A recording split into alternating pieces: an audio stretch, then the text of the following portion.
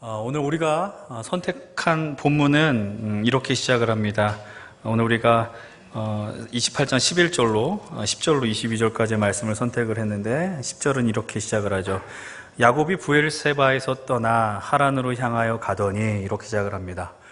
여러분들 지난주에 말씀드렸던 것처럼 브엘세바는 아브라함 때부터 대대로 그 순들이 살아온 지역입니다. 그런데 이제 야곱이 그 살던 터전을 떠나서 하란으로 향하여 간다라고 성경은 증언합니다. 여러분들 하란이 어떤 곳인가를 잠시 떠올리실 필요가 있습니다.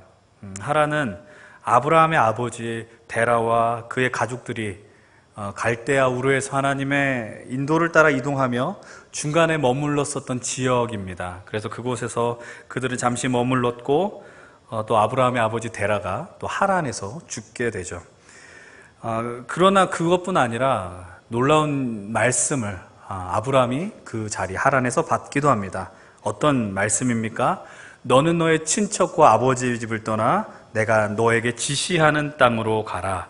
내가 너로 큰 민족을 이루어 복을 주며 창대하게 할 것이고 그래서 너는 복이 되어라 라고 주님이 말씀하시죠. 이 놀라운 은혜의 말씀을 경험한 것이 바로 하란입니다. 그런데 이 아브라함이 하란에서부터 브엘세바 하나님이 약속한 땅으로 온 내용들이 창세기 전반부에 드러나 있습니다. 그런데 아브라함이 걸어온 그 길을 다시 거슬러서 야곱이 돌아간다라는 것입니다. 하나님의 약속의 땅을 벗어나서 아브라함이 거쳤었던 그 길, 약 100년 전의 그 길을 다시 거슬러 돌아가게 되는 것이죠. 어떻게 이런 일이 벌어질 수 있게 되느냐? 우리는 이 과정을 이해하기 위해서 우리가 오늘 이렇게 생략하였었던 다루지 않았던 본문을 기억해 내실 필요가 있습니다. 바로 창세기 27장의 말씀입니다. 27장의 주된 내용이 무엇입니까? 우리는 너무나도 잘 알고 있습니다. 바로 아버지 이삭의 그 축복, 장자의 축복을 경험하기 위해서 야곱과 그의 어머니 리브가가 조금은이라는 표현보다는 지나친 그리고 무리한 방법을 사용하여 그 복을 받게 한 내용이 27장에 담겨 있습니다. 이미 창세기 25장에서 야곱의 형 에서는 팥죽 한 그릇으로 자신의 장자의 권리를 동생에게 팔아서 우리는 목격하였습니다. 그러나 단순히 그 사건만이 원인이 아니라 야곱과 에서가 리브가의 복중에 서 있을 때부터 장자의 복이 야곱에게 임한다라는 것을 리브가에게 하나님은 주지시켜 주셨습니다. 그리고 야곱과 에서는 자라는 동안 리브가의 마음속에 늘 아버지 이삭의 축복을 야곱이 경험해야 한다는 어떤 책임감과 의무감을 가지고 살았을지 모릅니다. 결국 어떤 일이 벌어집니까? 형에 비해서 부드럽고 또 몸에 털이 없었던 야곱은 동물의 가죽을 입히고 또 목소리를 굵게 함으로 나이가 들어서 현저하게 신체적 인지 능력이 떨어진 이삭을 속임으로 장자의 축복을 누리게 되었다라는 것 우리가 27장을 통해서 확인하게 됩니다. 이 사실을 에서도 알았지만 이미 때가 지나게 되었습니다. 이 장자의 복은 이제 축복된 이후로 다시 물를 수 없기 때문이죠. 아버지로부터 받을 수 있는 복다운 복이 거의 없음을 확인한 에서는 분노는 아주 극에 달하게 됩니다. 에서의 상태를 아주 극명하게 보여주는 구절이 있습니다. 창세기 27장 41절입니다. 제가 읽어드립니다. 그의 아버지가 야곱에게 축복한 그 축복으로 말미암아 에서가 야곱을 미워하여 심중에 이르기를 아버지를 곡할 때가 가까웠은즉 내가 내 아우 야곱을 죽이리라 하였더니 에서의 마음 가운데 어떤 일이 벌어졌어요? 아버지가 곡할 때가 가까웠으니 이제 내가 나의 동생 나의 복을 가로챈 이 야곱을 죽일 것이다 라고 다짐하는 내용이 나옵니다. 아버지에게 형제간의 다툼이 불효라는 걸 알았는지 에서는 이렇게 이야기하죠. 내가 아버지가 그래도 죽은 다음에 내가 죽겠다라고 이야기합니다. 이건 지나간 이야기지만 실제로 어떤 일이 벌어집니까? 이삭은 생각보다는 오늘의 시점에서 좀 많이 살게 돼요. 그래서 지금의 세월보다 40년을 더 살게 되고 근데 야곱은 언제 돌아오냐? 20년 만에 돌아오게 되죠. 그러니까 에서가 야곱을 죽였다라는 것, 그것이 가능해지지 않았다라는 것 우리는 기억을 하실 겁니다. 이 에서의 마음을 리브가가 듣게 됩니다. 사실 이 속내는 에서 홀로 품었던 것이었는지 모릅니다. 큰 소리로 얘기한 것이 아니라 혼잣말이었을지 모릅니다. 근데 그 마음을 리브가가 읽어낸 거예요. 야곱의 복을 쟁취하기 위해서 리브가가 취한 방법들에 대해서 우리가 여러 평가를 내릴 수 있는데, 중요한 것은 어찌되었든 리브가는 야곱의 수호자와 같은 역할을 했다라는 것을 우리 분명히 목격하게 됩니다. 이 위기의 상황을 극복하기 위해서 리브가가 하나의 방법을 제안하는데 어떤 걸 제안합니까? 우리 바로 직전의 말씀입니다. 27장 43절로 44절의 말씀인데요. 같이 읽기를 원합니다. 27장 43, 44절입니다. 시작. 내 아들아, 내 말을 따라 일어나 하란으로 가서 내 오라버니 라반에게로 피신하여 내 형의 노가 풀리기까지 몇 날 동안 그와 함께 거주하라. 하란은 어머니 리브가의 고향이기도 합니다. 그리고 자신의 어머니의 친척들, 가족들이 살고 있는 곳이기도 합니다. 바로 친오빠 라반이 살고 있는 곳이기도 하죠. 리브가는 이렇게 이야기합니다. 그곳에 잠시 몸을 피하라라고 이야기해요. 잠시. 뒤에 나오는 45절의 말씀처럼 너 형의 에서의 분노가 풀릴 때까지 조금만 견디고 돌아오라라고 리브가는 야곱에게 이야기를 합니다. 그런데 오늘까지 딱 리브가의 모습 속에서요, 유일하게 상황을 온전하게 판단하지 못한 오판한 장면이 여기서 등장하게 됩니다. 그 말의 의미는 무엇이냐? 에서의 노가 풀려서 야곱이 돌아오는 시간이 그렇게 오래될 거라고는 리브가는 생각하지 못했다라는 거예요. 우리가 그것을 어떻게 할 수 있어요? 44절 다시 보시면 내 형의 노가 풀리기까지 몇 날 동안 그와 함께 거주하라. 물론 며칠 동안 갔다 오는 것이라는 걸 아닌 건 알겠지만 그것이 20년의 세월이 됐을 것이라고는 리브가는 전혀 예상하지 못했다라는 겁니다. 그리고 이 상황 이후에 벌어질 상황은 야곱 본인뿐 아니라 리브가조차도 예상하지 못하게 되었다는 것을 우리는 계속해서 말씀을 통해서 보게 됩니다. 그런데 27장 제일 마지막 구절을 보시게 되면 이 말씀의 상황과 어울리지 않는 흐름의 말씀이 등장하게 되는데, 그것이 무엇이냐? 바로 리브가가 자신의 남편 이삭에게 자신의 자녀들의 결혼에 대한 이야기를 나누는 내용입니다. 어떤 이야기를 합니까? 큰아들 에서가 햇사람들과 결혼했다. 이방인과 결혼했는데 그것이 내게 불만이 되었다. 그래서 야곱마저 그렇게 되면 어떡하느냐? 야곱마저 하나님을 모르는 이방인과 결혼하면 어떻게 하느냐? 우리가 얼마나 힘들겠느냐라고 지금 자기의 남편 이삭에게 이야기를 하고 있는 거예요. 그래서 여러분 28장의 전반부의 흐름이 어떻게 진행이 돼요? 이삭이 떠나는 야곱을 축복하면서 신신당부한 내용을 한번 보십시오. 28장 1절과 2절인데요. 함께 1절, 2절 보겠습니다. 시작. 이삭이 야곱을 불러 그에게 축복하고 또 당부하여 이르되 너는 가나안 사람의 딸들 중에서 아내를 맞이하지 말고 일어나 밧단아람 가서 내 외조부 부두엘의 집에 이르러 거기서 내 외삼촌 라반의 딸 중에서 아내를 맞이하라. 너는 밧단아람으로 가라. 밧단아람은 하란의 다른 이름이기도 합니다. 근데 그곳에서 다른 민족이 아니라 우리 유대인의 민족, 그 피와 결혼하여 너의 아내를 맞이하라라고 신신당부합니다. 이 말의 의미는 무엇이냐? 여러분, 야곱이 집을 떠나야 하는 거죠. 떠나야 하는데 그 이유가 무엇입니까? 원래 진짜 이유는 무엇입니까? 에서의 살해 위협을 피하기 위해서 도망치는 겁니다. 그런데 이삭이 야곱을 보내는 이유는 뭐라고 이야기하는 거예요? 신부감을 구하러 가라라고 이야기를 합니다. 결혼을 시키기 위해서 보낸다라는 거예요. 그러니까 리브가와 이삭이 쓰는 야곱을 향하여 던지는 요청이 동사가 전혀 다른 동사가 쓰이는 거예요. 리브가는 야곱을 향해서 어떤 이야기를 하느냐? 피신하라, 도망가라라고 이야기합니다. 그런데 이삭은 야곱에게 결혼하기 위하여 가라라고 요청을 합니다. 여러분, 이제 왜 리브가가 갑자기 에서의 결혼 이야기를 꺼냈는지 감이 오시지 않습니까? 야곱과 에서 간에 벌어진 일을 아버지인 이삭은 까맣게 모르고 있었다라는 거예요. 그리고 그 안에 벌어진 불화에 대해서 이삭이 아는 것을 리브가도 원치 않았고 자녀들도 원치 않았다라는 거예요. 그래서 결국 야곱을 떠나보내야 하는데 그 표면적인 이유는 무엇이다? 결혼이라는 문제를 내세워서 진행하고 있다라는 것이죠. 이후 이삭이 야곱을 축복하고 보내는 장면을 이제 통해서 우리는 야곱이 이삭에게 완전한 장자권의 권리를 획득했다. 이삭이 야곱에게 그런 권리가 있다는 걸 인지했다는 것을 발견하게 됩니다. 그에게 어떤 이야기를 합니까? 하나님께서 자신의 아버지 아브라함에게 주셨던 말씀이기도 하고 자신에게 주셨던 말씀을 야곱에게 또 동일하게 새겨주는 것이죠.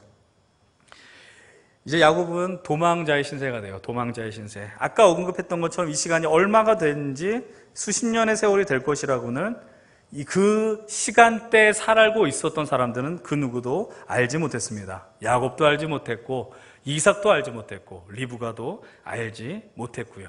그리고 분노로 가득했었던 형 에서조차도 몰랐다라는 거예요.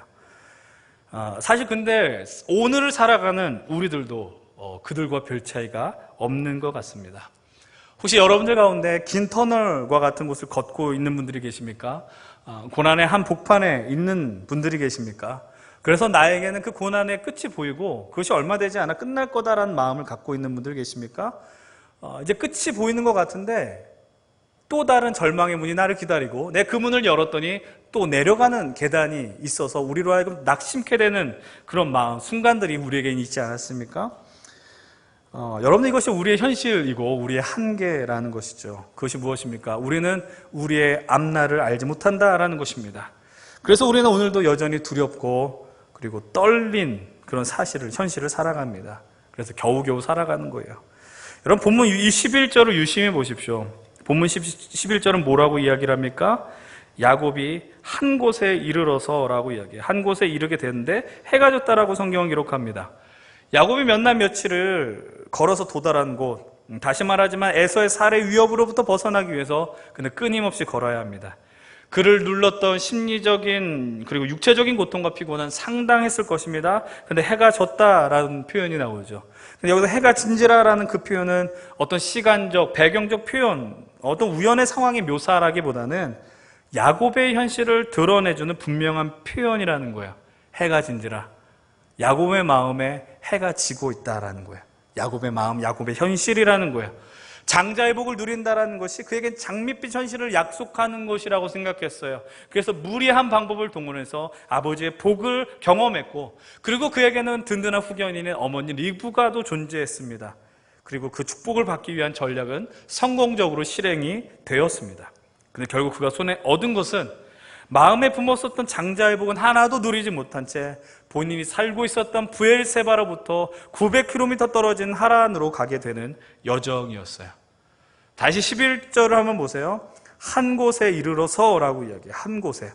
야곱은 중간에 피곤을 감당하지 못하고 한 곳에 이르게 됩니다. 이곳의 이름을 성경은 아직은 분명하게 표현해 주지 않습니다. 그냥 어떤 장소, 영어 성경에는 a certain place라고 이야기해요. 그냥 어떤 특정한 장소라고 이야기하지 그 장소의 이름을 표현해 주지 않습니다. 그곳에서 바닥에 굴러다니던 한 돌을 짚고 베개를 삼아 잠을 청하려고 합니다. 그때 야곱이 아주 신비한 광경을 목격하게 됩니다. 본문 12절의 말씀 함께 봅니다. 12절 시작. 꿈에 본즉 그가 땅 위에 서 있는데 그 꼭대기가 하늘에 닿았고 또 본즉 하나님의 사자들이 그 위에서 오르락 내리락 하고. 지금 야곱이 꿈을 꾸고 있는 상태입니다. 야곱이 잠이 든 상태였는데 근데 그 가운데 한 사닥다리를 보게 됩니다. 이것을 우리는 계단으로 이해하시면 무방하실 거예요. 그런데 계단이 하늘에 닿아 있었고 하나님의 사자들이, 천사들이 그 계단을 오르락내리락 하고 있었다고 성경은 증언하고 있어요.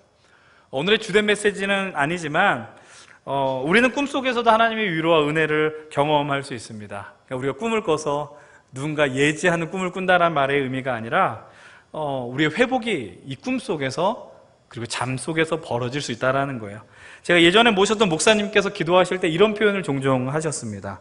몽중에서라도 하나님의 위로를 경험하며 회복의 은혜를 허락해 주십시오.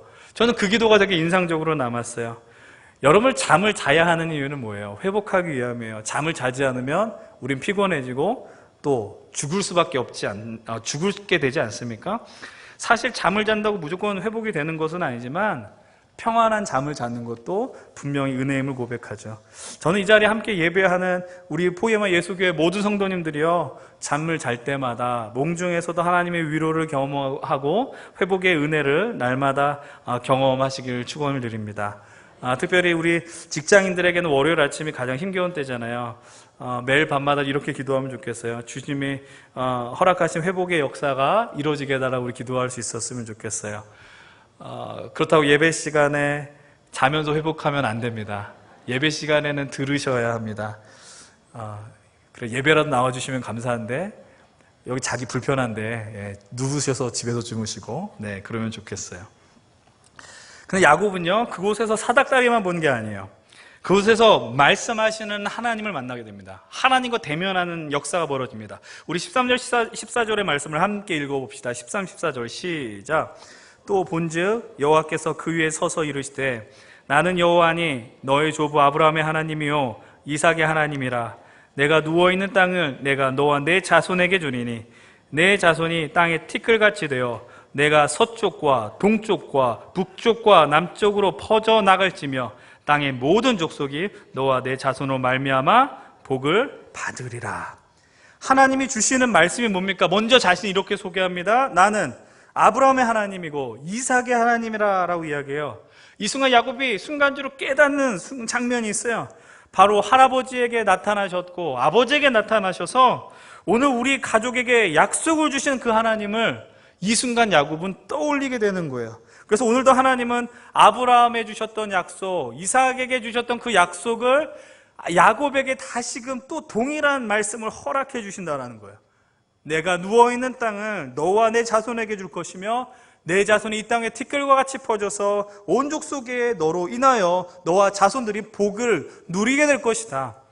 여러분, 이 약속은 야곱만 받은 약속이 아니라 하나님이 아브라함 때부터 계속해서 그 약속을 이 인류 역사 속에 주시는 것 아니겠습니까? 여러분, 이 말씀 속에서 우리는 또 확인해야 됩니다. 무엇을 확인해야 되느냐? 하나님은 오늘도 하나님 당신의 의지를 분명하게 나타내어 주신다라는 거예요. 하나님의 열정과 결단을 말씀을 통해서 확인시켜 주십니다. 우리가 계속 창세기 말씀을 통해서 잊지 말아야 되는 것은 무엇이냐? 단순히 하나님이 약속의 하나님이다 이런 것이 아니라 하나님은 그 약속을 이루기 위해서 끝까지 우리를 찾아오시고 그 약속을 우리에게 기억하게 하시고 반드시 성취하시는 하나님이다라는 거예요. 이 사실을 말씀 속에서 계속 우리는 확인하고 확인하시는 거예요. 이 예배 시간마다 이 공동체에 오시면서 말이죠. 우리는 그것을 하나님의 신실하심이라고 이야기합니다. 변하지 않은 하나님의 은혜가 오늘 동일하게 이 마음으로 우리가 서 있게 되는 것 아니겠습니까? 여러분, 근데 이 야곱이 이 말씀을 처음 듣는 것이 아니라 그랬어요. 아브라함으로부터 들었고 이제 이삭, 자신의 아버지 이삭으로부터 들었습니다. 근데 오늘 하나님으로부터 이 약속을 직접 듣게 되는 것이죠. 그와 더불어 또 한 가지 약속을 받게 됩니다. 이것은 아브라함을 주셨던 또 이삭을 향하여 주셨던 약속과는 조금 전혀 다른 약속의 말씀입니다. 그것이 무엇이냐? 본문 15절 말씀입니다. 15절 함께 읽겠습니다. 시작. 내가 너와 함께 있어 내가 어디로 가든지 너를 지키며 너를 이끌어 이 땅으로 돌아오게 할지라. 내가 내게 허락한 것을 다 이루기까지 너를 떠나지 아니하리라 하신지라.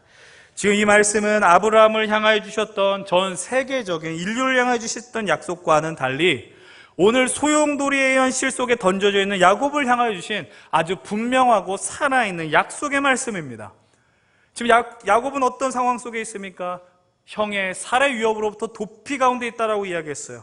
근데 그곳에서 할아버지의 하나님, 아버지의 하나님을 만나게 됩니다.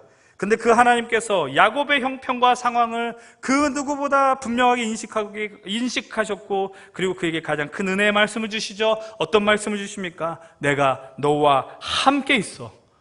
네가 어디로 가든지 너를 지킬 것이며 그리고 그 이후의 말씀이 무엇입니까? 땅을 떠나는 도피하는 야곱을 향하여서 네가 반드시 약속의 땅으로 돌아올 것이다. 네가 지금 도망자의 신세지만 다시 내가 너의 할아버지와 아버지에게 보여진 약속의 땅으로 너를 인도할 것이다 라고 오늘 주님이 말씀해 주신다는 거예요.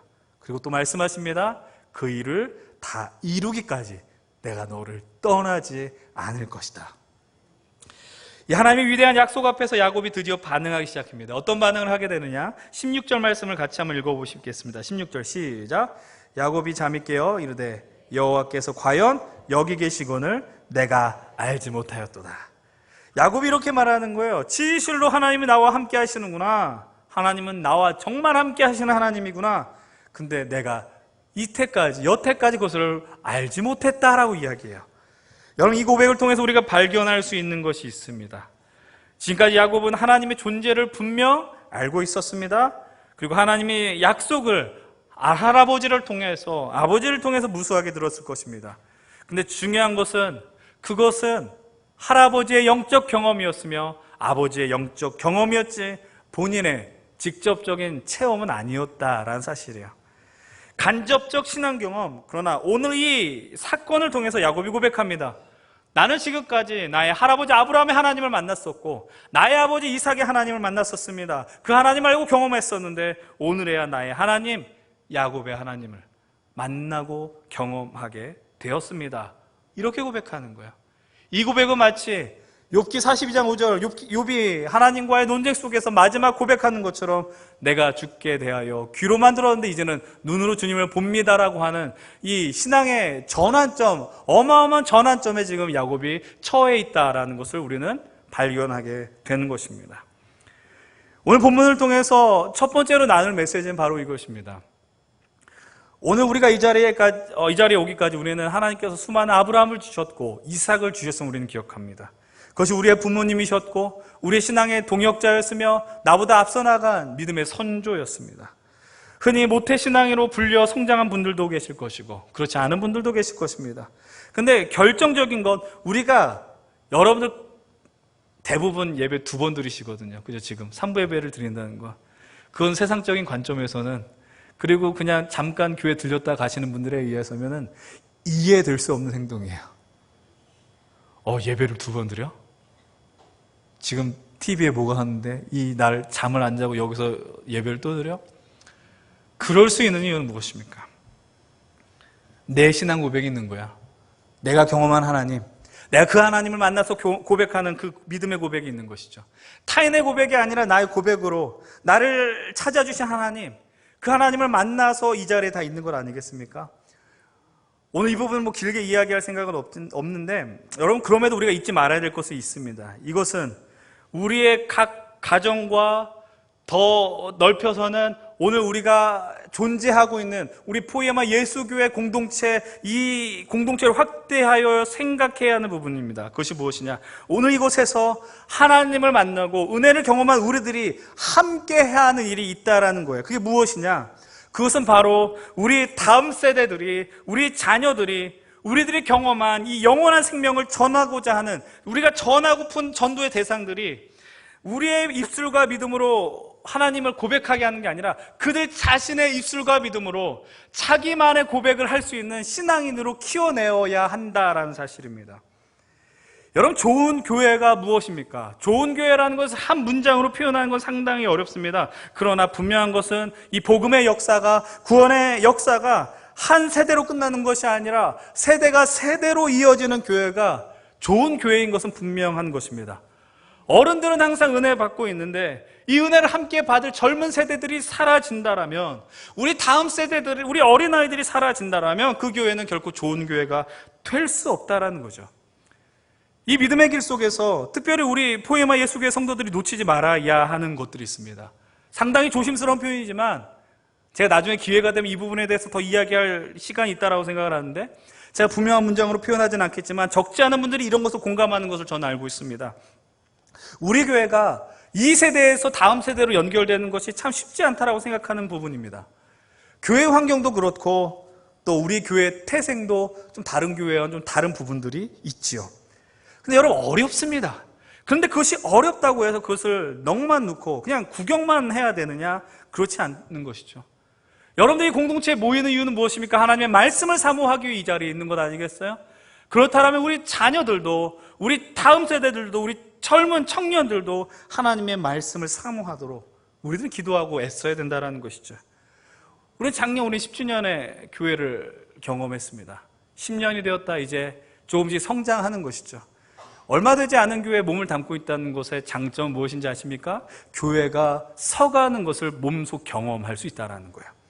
여러분, 이제 우리 새로운 10년을 보면서 이제 우리의 관점이 바뀌어야 됩니다. 오늘 우리가 누리는 은혜에만 머무르는 것이 아니라 다음 세대를 향한 마음을 품어야 되고, 우리의 자녀들이, 우리의 청년들이 할아버지의 하나님, 우리 부모님의 하나님을 뛰어넘어 나의 하나님으로, 야곱의 하나님을 고백한 놀라운 일들이 있어야 되지 않겠습니까? 나중에 이 이야기를 더 나눌 기회가 있을 거라 생각을 해요. 그러나 이것이 어떤 목회자의 생각으로만 되는 일은 절대로 아니라는 거예요. 제가 종종 이런 표현해요. 어른들은 좀 불편하게 예배 드려도 됩니다. 그러나 우리 아이들은 더 좋은 환경 속에서 예배 드리도록 해야 됩니다. 좀 이런 것들이 우리 성도님들 마음속에, 특별히 이 자리에 있는 우리 구성원 식구들에게 있었으면 좋겠어요. 그리고 함께 꿈꾸고 하나님 나라를 우리가 소망할 수 있었으면 좋겠습니다. 두 번째로 나누고픈 메시지는 바로 이것입니다. 처음에도 이런 이야기를 드렸는데 우리들도 야곱의 현실과 같이요, 정말 이렇게 세상에 내던져 있어서 혼자 여행한다라고 느낀 적이 참 많다라는 거예요. 근데 우리가 하나님을 알게 되고 영적 세계를 경험할 때 분명하게 경험하는 것이 있어요. 그것이 무엇이냐? 다시 15절 말씀을 보세요. 15절의 처음과 끝을 보십시오. 제가 읽겠습니다. 15절 처음에 뭐라고 이야기해요? 내가 너와 함께 있어라고 이야기해요. 그리고 마지막은 이렇게 이야기합니다.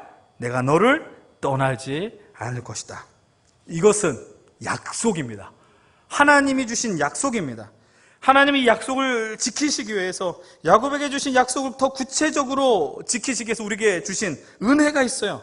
그것이 무엇입니까? 바로 시간과 공간을 창조하신 분이, 그것을 초월한 세상에 창조해 주시며 왕이신 하나님이 우리 인류 역사 속으로 뚫고 들어오셨다라는 거죠.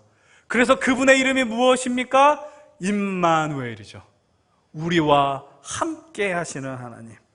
우리와 함께 하시는 하나님이라고 이름을 지을 정도로 하나님은 우리를 향한 마음을 분명하게 드러내셨습니다. 그뿐이 아닙니다. 주님이 모든 사역을 마치고 하늘로 돌아가실 때 마지막으로 이렇게 당부하십니다. 내가 세상 끝날까지 너희와 항상 함께 있으리라. 그분의 마음을 여러분 분명히 아시겠어요? 그래서 주님께서 오늘 우리의 인생을 향하여 끊임없이 찾아오시는 거예요. 우리를 포기하지 않는 거예요.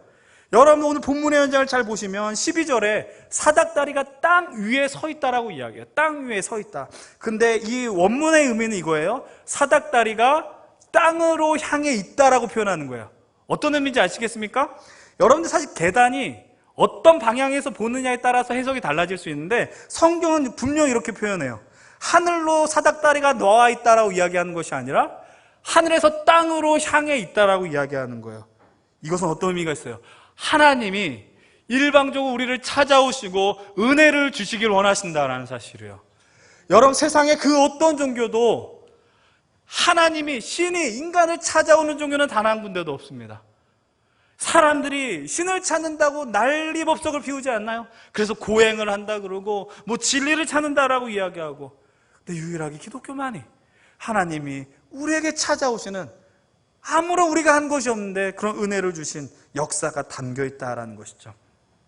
우리는 이렇게 생각합니다. 우리는 어렵고 힘들 때 하나님을 찾는다. 물론 맞는 이야기지만 하나님은 오늘도 지금 이 순간에도 우리의 영혼과 심장을 향하여서 뚫고 오신다라는 거예요. 추격해 오신다라는 거예요. 지난 5월 수요일마다 요나의 말씀을 살펴봤어요. 요나의 큰 주제가 무엇인지 아세요? 미국의 한 목사님이 요나의 그 설교집을 냈는데 책 제목이 이렇습니다. 나를 향한 하나님의 은혜의 추격전이라고 이야기해요. 은혜의 추격전. 나를 향한 하나님의 은혜의 추격전 요나서 안에 담겨 있는 거예요. 그래서 하나님이 요나를 향하여, 니느웨를 향하여, 그리고 이 인류 역사를 향하여 끊임없이 추격하시고 찾으신다라는 내용이죠. 근데 그것이 요나에만 담겨 있어요? 아니요, 성경 전체가 하나님이 오늘 우리를 향하여 추적해 오신 내용으로 가득 차 있습니다. 다시 말하면 우리를 포기하지 않는다라는 거예요.